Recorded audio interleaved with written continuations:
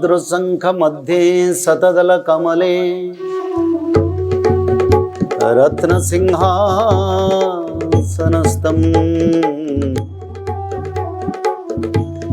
सर्वालंकारयुक्तं नवघनरुचिरं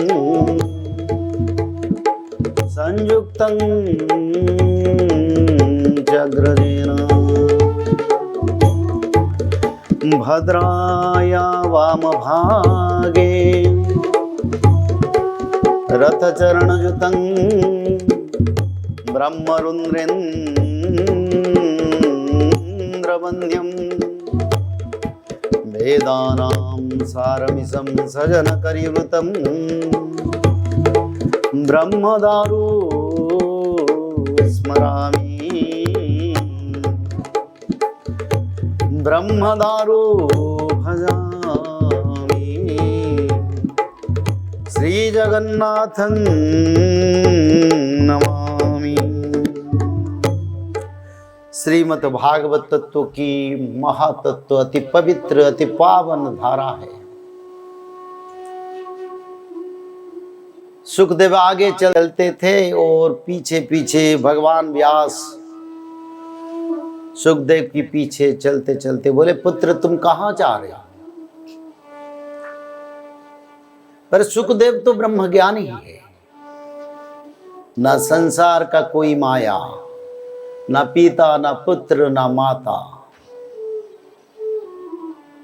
नारद मुनि भगवान वेद व्यास को एक बार बताए, बोले जिस दिन मेरे माता का मृत्यु हुआ मेरे को भगवान का कल्याण हो गया, सारे माया मेरा टूट गया। क्योंकि माया संसार की एक रूप है। संसार में सब अपना कर्म से प्राणी धरती पर आए हैं, कोई पिता का रूप में, कोई पुत्र का रूप में, कोई माता का रूप में, कोई धरती में भाया और बंधु के रूप में, कोई परिजन, कोई परिवेश, कोई समाज की रूप में। पर सब तो अपने अपने रास्ता है, किसी का रास्ता एक ही नहीं है। पर एक रास्ता से सभी आए, ये सत्य है। यानी परमात्मा के तत्व से सभी मानव का धरती पर अवतरण। तो सुखदेव तो ब्रह्मज्ञानी है, उसको क्या लेना देना है। तो पिता बुला रहे हैं तो सुखदेव स्थिर रहते थे। सुखदेव किसी को बताते नहीं, ज्यादा बात करते नहीं। जो भक्त है वो फालतू बात नहीं करता, वो कोई अलग थलग बात नहीं करता है, बैठ के कहीं हंसी मजाक गप्पा नहीं मारता। ब्रह्म से संपर्क लगा के हमेशा धीर स्थिर बैठ के भगवान से ध्यान लगाता है। जानो वही भक्त का लक्षण है। कम भाषा, कम बात करता है, ज्यादा बात नहीं करता है। तो सुखदेव भी ऐसे थे। पिता पीछे से बुला रहे हैं तो वो क्या करें, वो तो ब्रह्म से निरंतर नाम संपर्क से है।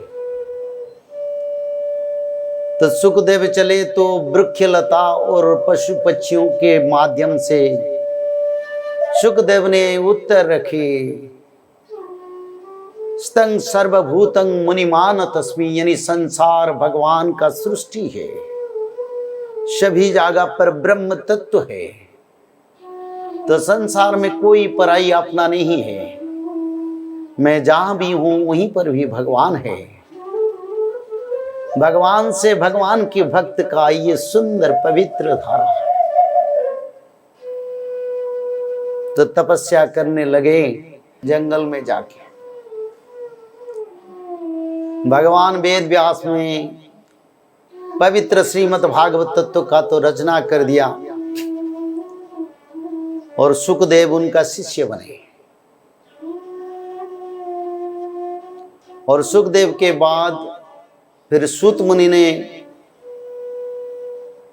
भगवान वेद व्यास ने से भी श्रीमद् भागवत का पवित्र शिक्षा किया। श्री भगवान मुखस्कलितं माक्षरं त्रियक्षरं महाबीजं अनंतं तं योजयते चतुर्विंशति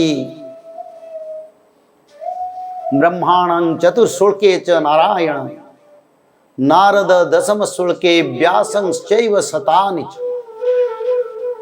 अष्टादश कृत्वा सत्यवती सुत। ये जो भगवत है उसका मूल तत्व है भक्ति, ज्ञान, वैराग्य का तत्व है,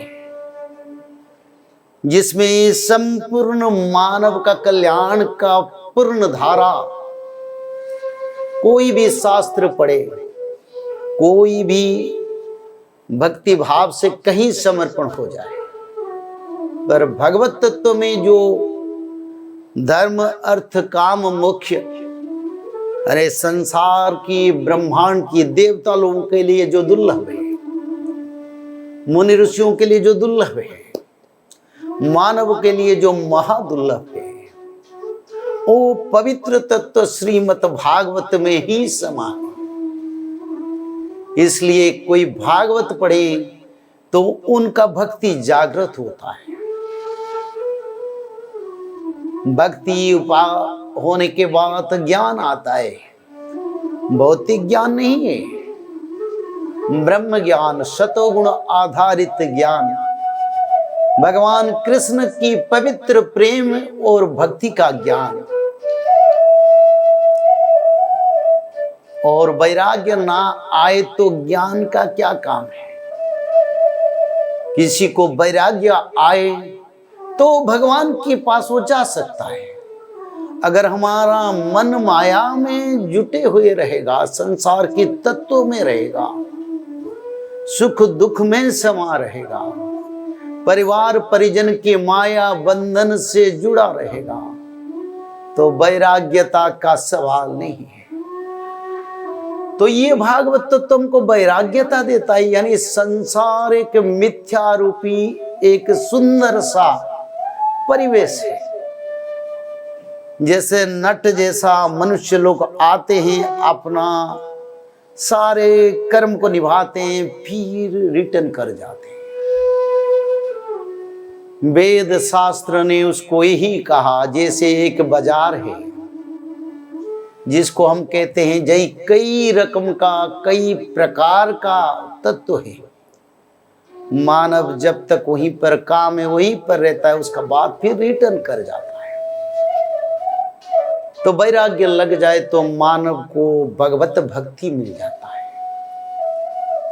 और तत्व यानी भक्ति, ज्ञान, वैराग्य, सभी का जो मूल तत्व, जैसे दूध का मंथन करने से, दही को मंथन करने से उसमें माखन निकलता है और माखन से घी आता है, ऐसे सारे भक्ति, ज्ञान, वैराग्य का जो मूल तत्व है,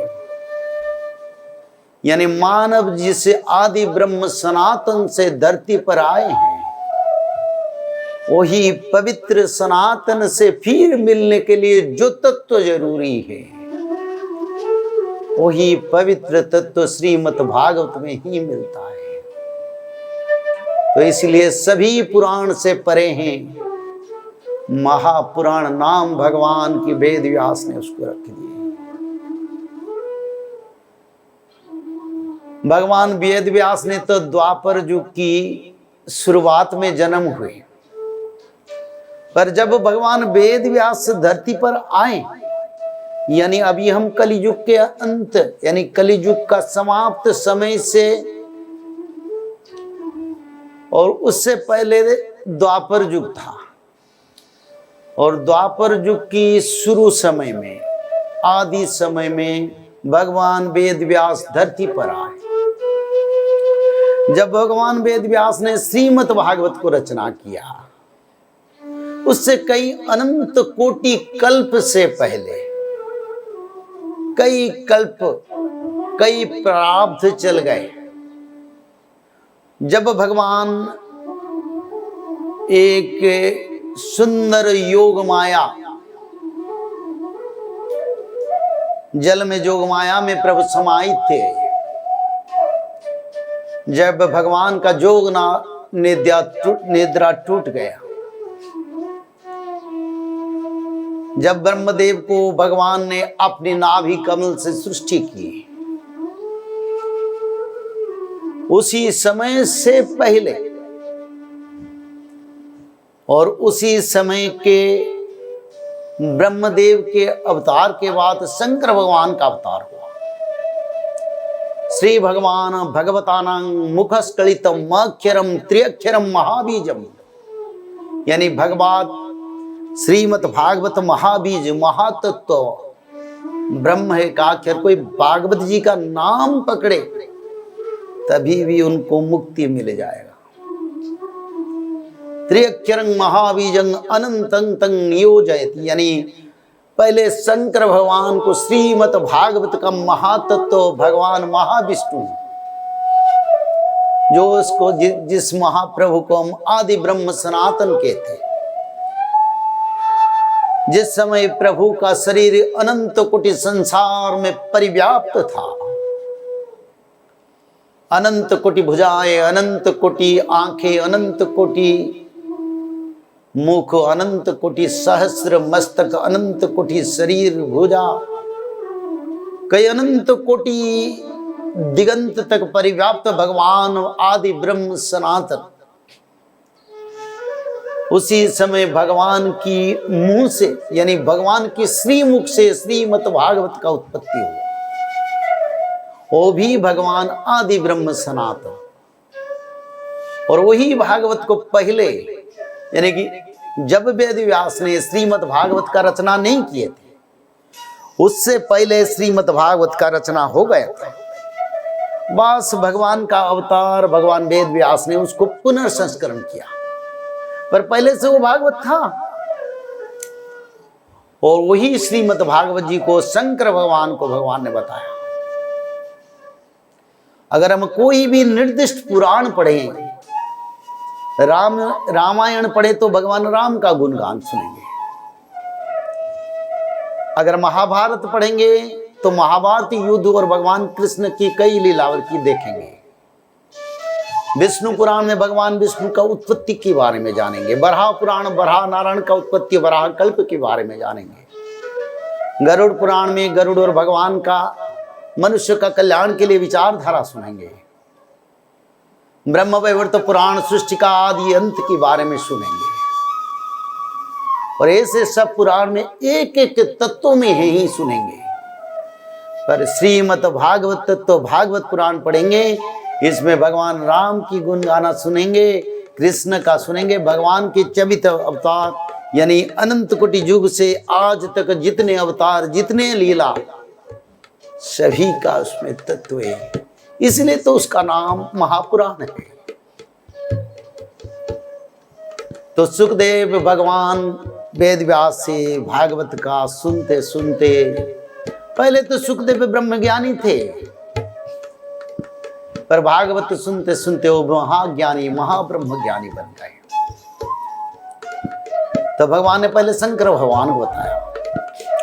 श्री भगवान भगवतानां मुखस्कलितं अक्षरं त्र्यक्षरं महाबीजं अनंतं तं नियोजयति। चतुर्विंशति ब्रह्माणं चतुर्श्लोके च नारायण,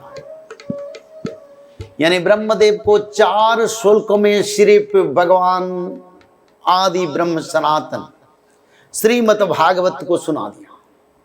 4 श्लोक, ज्यादा श्लोक। चतुर्विंशति ब्रह्माणं चतुर्श्लोके च नारायण, शुक्लांबरं धरम विष्णु शशिवर्णं चतुर्भुजं, प्रसन्न वदनं ध्यायेत सर्व विघ्नों प्रशांतयेत। भगवान नारायण का नाम भजन करते तो संसार में सभी विघ्न का परिसमाप्ति होता है।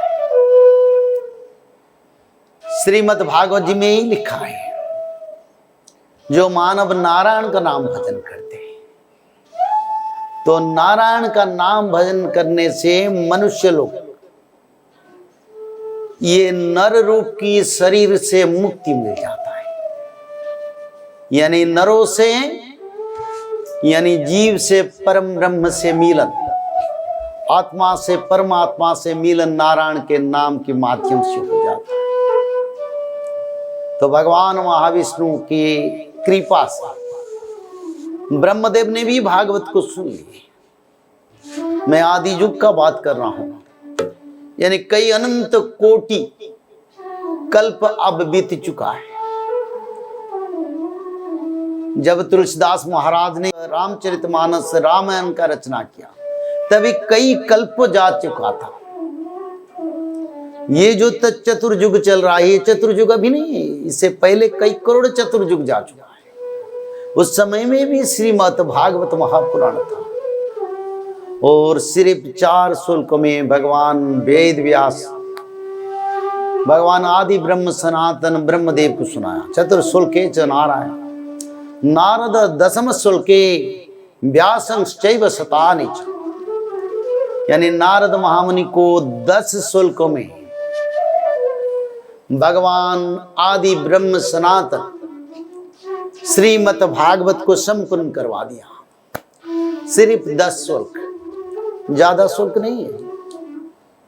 और 10 श्लोक में सारे भागवत नारद महामुनि को बता दिया,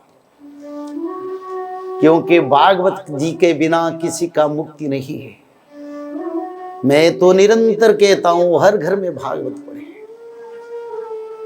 भागवत तत्व को समझे, भागवत की विचारधारा करें और सिर्फ भागवत ना बोले। भागवत तो पढ़ने वाले को भी मुक्ति मिलता है, सुनने वाले को भी मुक्ति मिलता है, मनन करने वालों को मुक्ति मिलता है। ये सभी तत्व रस में भरा है और सभी अमृत है। और सुखदेव जी तो यही कहते हैं, मनुष्य को जन्म से मृत्यु तक श्रीमद् भागवत पढ़ना चाहिए, इसमें कभी कम नहीं करना। कम करे तो जीवन की धारा व्यर्थ हो जाएगा। तो निरंतर कृष्ण नाम और श्रीमद् भागवत। भज कृष्णम नित्यम, भज कृष्णम नित्यम, भज कृष्णम नित्यम, भज कृष्णम नित्यम, भज कृष्णं नित्यं, भज कृष्णं नित्यं, भज कृष्णं नित्यं, भज कृष्णं नित्यं, भज कृष्णं नित्यं, भज कृष्णं नित्यं, भज कृष्णं नित्यं, भज कृष्णं नित्यं, भज कृष्णं नित्यं, भज कृष्णं नित्यं, भज कृष्णं नित्यं, भज कृष्णं नित्यं, भज कृष्णं नित्यं, भज कृष्णं नित्यं, भज कृष्णं नित्यं, भज कृष्णं नित्यं, भज कृष्णं नित्यं, भज श्री राधे कृष्णं नित्यं, भज कृष्णं नित्यं, भज कृष्णं नित्यं। श्री राम